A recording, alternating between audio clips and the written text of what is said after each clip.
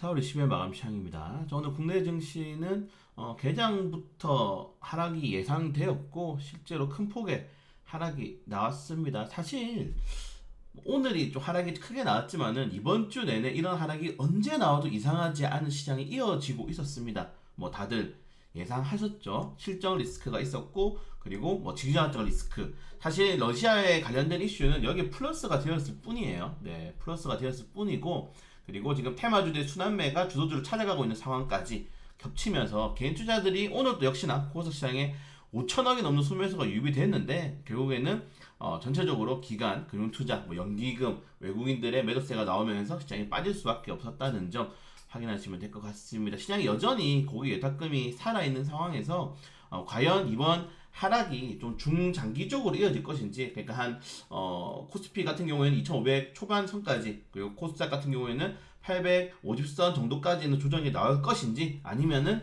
그럼에도 불구하고 단기적인 반등이 다시 한 번 더 이번 주에 나올 것인지, 내일이죠. 네, 굉장히 중요하다. 다만 뉴욕 증시의 기술주들이 실적이 발표가 된 뒤에 시간으로도 빠지는 모습이 나왔거든요. 그리고 옵션 만기일이죠. 그래서 이런 것들에 대한 좀 경계심이 오랜만에 작용할 가능성도 높다. 그래서 전체적으로 오늘이 하락이 나왔다. 사실 계속적으로 말씀드렸지만은 실적이 가장 중요했는데 이런 실적 리스크들 드디어 한 대 맞았기 때문에 오늘 큰 폭의 하락이 나왔다는 점. 다만 테마주들의 재료 소멸이라든가 고점 구간에서의 터지면서 물량이 터지면서 뭐 주가가 빠진다거나 그런 게 아니라면은, 그리고 내가 테마주를 보유하고 있다면 뭐 2차전지, 소재 장비, 로봇 관련 테마주들, 그리고 뭐 반도체 관련 업종들 중에서도 대형주가 아니라 테마주들을 보유하신 분들은 조금 더 보셔도 됩니다. 네, 실적 끝날 때까지는 보셔도 되니까 마이너스 하락폭이 크다고 해서 너무 뭐 손절하기보다는 지금 시장에서는 순환매를 기다리는 게 조금 더 리스크를 줄일 수 있다. 그래서 반등할 때 팔면 되는 거고, 그리고 하락이 나온다고 해서 그리고 오늘 하락이 연속적으로 이어질 것이라 또 보장은 없거든요. 그렇기 때문에 조금 더 지켜봐야 될 것 같습니다. 다만 오늘 이런 하락은 뼈가 좀 아프죠. 왜냐면은 예상은 하고 있었어요. 예상하고 있는데 이게 실제로 맞았을 때 내가 얼마나 대비를 많이 했는지, 최근에 제가 종목들을 좀 많이 줄이고 현금 비중을 늘렸다 하더라도 그래도 포트폴리오에 최소한 4개 정도, 5개 정도 종목들을 보유하고 있기 때문에 오늘 하락으로 인해서 전체적인 계좌가 마이너스 2%에서 3% 이상 빠져들 가능성이 매우 높죠. 그래서 이번 주까지는 조금 더 지켜보면서 리밸런싱을 고려하고 있다면은 실적을 확인하고 고려하시는 게 가장 좋다 말씀을 좀 드리고 싶습니다. 네, 그걸 제외하고는 오늘 뭐 펄었죠. 어제도 펄했고 그 전날에도 펄했어요. 시장에서는 지금 좋은 긍정적인 뉴스들이 나오고 있지 않은 상황에서도 지금 약간의 과열 효과라고 하죠. 그런 것들로 인해서 주가가 상승했는데 오늘 여기에 실적 플러스 뭐 러시아 이슈, 그리고 여러분들 북한 이슈도 계속적으로 발생되고 있는 거 아시나요? 지금 개성공단에 중국 기업들이 들어올 가능성이 높아지고 있습니다. 이런 것들 때문에 지금 우리나라가 굉장히 복잡해요. 그리고 최근에 이제 워렌 버핏이 이 중국에 대한 이런 종목들을 팔고, 중국 대만의 종목들을 팔고 일본 상사 종목들에 대한 비중을 늘린 것도 이런 지정학적 리스크들을 피하기 위함이다라는 전망도 나오고 있기 때문에 부담스러운 시장이 이어지고 있다. 부담스러운 시장이 이어지고 있다는 점 좀 확인하시면 될 것 같습니다. 그리고 오늘 뭐 테슬라도 실적이 굉장히 하락이 나왔고, 근데 테슬라랑 좀 우리나라 삼성전자랑 좀 다르게 봐야 될 거는, 사실 테슬라도 가격이나 그리고 뭐 어떻게 보면은 좀 치킨 게임에 돌입을 한 거죠. 그리고 테슬라가 이렇게 하락이 나오면은 여러분들 테슬라 경쟁자가 지금 어디입니까? 네, 리비안, 루시드, 뭐 새롭게 생성되었던 이런 2차전지 업종들인데 걔들은 사실상 거의 망하고 있어요. 네. 사람들이 테슬라랑 뭐 리비안, 루시드를 갖다 놓았을 때 가격이 더 싸면 당연히 테슬라를 사겠죠. 네, 그렇기 때문에 이 테슬라의 지금 이러한 가격이 나는 이번 기회에 시장을 좀 내가 완전히 장악하겠다라는 그런 모멘텀이 있는 하락이다. 그렇기 때문에 어제도 장목판이 크게 하락이 나왔다가 좀 끌어올리면서 마감이 나왔잖아요. 근데 감산 이슈랑은 좀 다릅니다. 삼성전자 같은 경우에는 지금 이렇게 감사한 이슈가 나오고 글로벌적으로 무너지고 있는 시장에서 시장을 조금 더 확대할 수 있을 만한, 그러니까 출혈을 감수하고도 공격적으로 할 수도 있었는데 그거를 이제 우리도 감산할게 하면서 타협을 본 거죠. 테슬라는 타협을 본 게 아닙니다.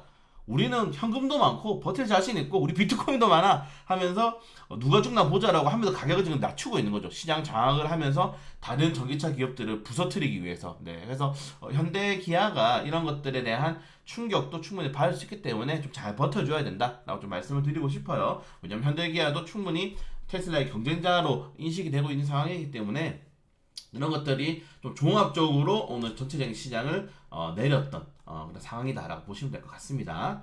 네, 아마 예상은 되었을 거고 그래도 다행스러운 게 이렇게 외국인 투자들이 드문드문 유입이 되고 있다는 점. 물론 이 전기전자랑 운수장비 업종들 사고 있는 종목만 사지만은 네, 사고 있다는 점은 그래도 환율이 높은데도 불구하고 그렇게 나쁘진 않다. 뭐 어떻게 보면은 비율로 치면은 8대2 정도 나쁜 뉴스가 오늘 8 나왔으면은 오늘 긍정적인 뉴스가 2라는 게 개인 투자자들 투자 심리가 살아있고 외국인 투자들이 그래도 시장에 들어오고 있다는 점이 좀 이 중에 하나라고 보시면 될 것 같습니다.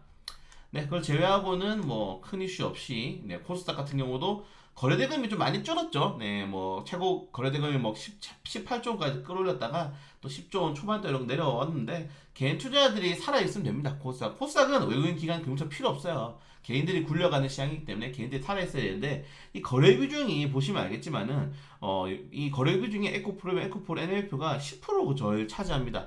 그러니까 전체 시가총액의 거래대금이 이 세 종목에 몰려 있는 거예요. 근데 이 세 종목이 지금 부진하니까 네, 종목이 떨어질 수밖에 없고 지수가 떨어질 수밖에 없다는 점. NMF는 오늘 사실 교환사채 금리도 나쁘지 않은데 8%까지 떨어졌다? 이건 조금 이해하기 힘들거든요. 그래서 왜 이렇게 떨어졌을지 솔직히 잘 모르겠습니다. 이거 사야 되는지 안 되는지 또 살까 말까 고민하고 있어요. 그래서 NMF를 좀 애매하다. 그럼 오늘 증시를 끌어내렸던 건 테슬라, 2차전지 종목들도 부담이 될 수 있고 그리고 가격을 계속적으로 하락시키니까 전기차 기업들도 현대기아차도 부담이 될 수 있고 양방향의 부담을 줄 수 있는 정책이 나오면서 하락이 나왔다는 점 체크하시면 될 것 같습니다. 오늘 상한가 종목 그래도 6개가 나왔다는 점.